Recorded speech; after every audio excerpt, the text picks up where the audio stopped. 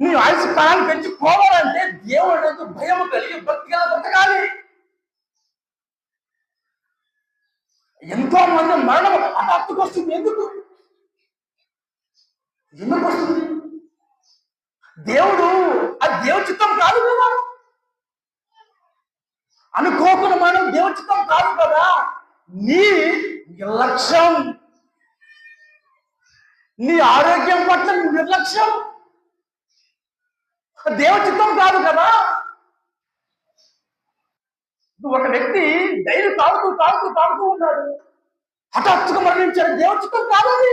నీ స్వనాది, నీ స్వనీతి, నీ చేతులారా నువ్వే చావు చచ్చిపోయావయ్యా.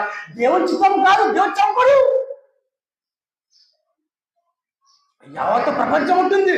ఒక వ్యక్తి చచ్చిపోతే దేవుడు తీసుకుంటాడయ్యా, దేవుడు తీసుకోడు. నీ చేతిలో ఉంది మరణం. ఒకటి దేవుడి చేతుల్లోనే మరణం ఉంది, నీ చేతుల్లో కూడా ఉంది మరణం. మళ్ళీ దేవుడి చేతుల్లో కాదు, నీ చేతుల్లో కూడా దేవుడిని మరణం పెట్టాడు. ఆ మరణాన్ని జాగ్రత్తగా వాడుకోవాలి కదా. నన్ను వ్యర్థంగా బతుకుతాను, దేవుడు దూరంగా బతుకుతాను, శరీర కోరికలు బతుకుతాను అంటే అది నీవే కదా. నీ చేతులారా మరణాన్ని తెచ్చుకుంటావు. నేను అది నీకు తెలియదు.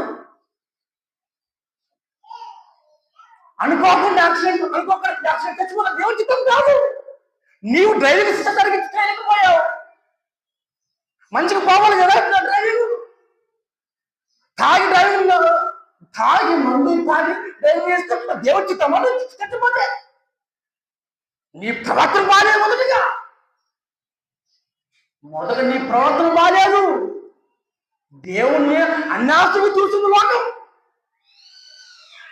దేవుడు చంపాడు, దేవుడు తీసుకున్నాడు, దేవుడు తీసుకున్నాడు కదా. దేవుడు నీ ప్రాణాన్ని ఒక టైం ఉంది కదా. దేవుడు చిత్తంలో ఒక టైం ఉంది, నువ్వు బ్రతకాల దేవుడి చిత్తంలో. నీవే మరణాన్ని తెచ్చుకుంటావయ్యా. బీడిదాతో తాగొద్దయ్యా అంటే దేవసేవకుడు వాక్యం ద్వారా ఆయన నేను తాగుతాను, తెచ్చుకుంటాం మరణాన్ని. దేవుడు చిత్తం కాదు, నీ చేతుల్లో ఉంది. నీ ఆయుష్ను పెంచుకోవాలంటే నీ చేతుల్లో ఉన్నామా. ఆరోగ్యం బాగాలేదు, ఈ మరణ శిక్ష ఎందుకు వచ్చింది? మరణ శిక్ష? ప్రవర్తన బాగాలేదు. ఎవరు గర్భవతున్నా? సౌలు